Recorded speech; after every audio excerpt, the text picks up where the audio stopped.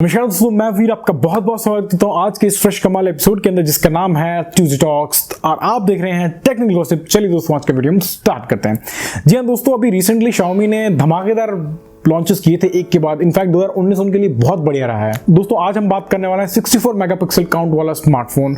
जी हाँ दोस्तों, मुझे लगता है कि ये फिगर जल्द ही 100 को क्रॉस कर जाएगा। अगले 1 या 2 साल में कंपनीज का अगर बस चले तो मतलब 400 मेगापिक्सल 500 मेगापिक्सल तक चले जाएं, लेकिन प्रैक्टिकली वो पॉसिबल नहीं है। तो Xiaomi के जो वीपी हैं और मैनेजिंग डायरेक्टर हैं मनोज जैन, उन्होंने कुछ पिक्चर्स पोस्ट करी हैं।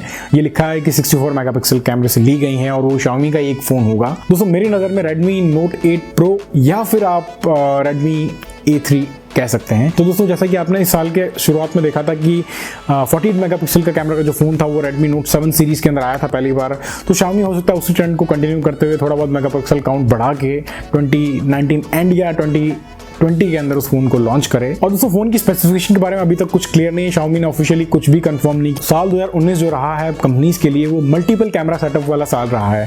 2017 से ये ट्रेंड चालू हुआ था, 2016 या 2017 के आसपास से ये ट्रेंड चालू हुआ था।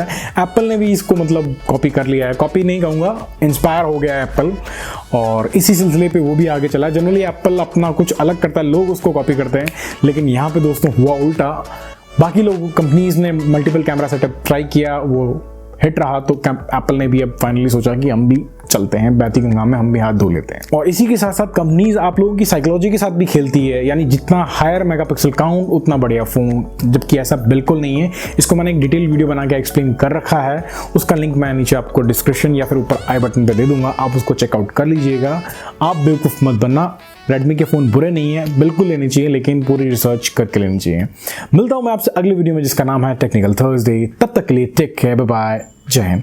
और हाँ, एक इंपॉर्टेंट चीज़, अगर आपको वीडियो पसंद आया तो लाइक कर दीजिए और अपने फ्रेंड्स के साथ शेयर कर दीजिए, और कमेंट सेक्शन में कमेंट करके बताइए कि ये फ़ोन कौन सा हो सकता है, Redmi A3 या फिर Redmi Note 8 Pro। और ये फ़ोन शायद पहली बार प्रदर्शन किया जाएगा और मोस्ट लाइकली इसके अंदर सैमसंग का 64 मेगापिक्सल वाला सेंसर हो सकता है। बाकी स्पेसिफिकेशन अभी तक बताई नहीं है।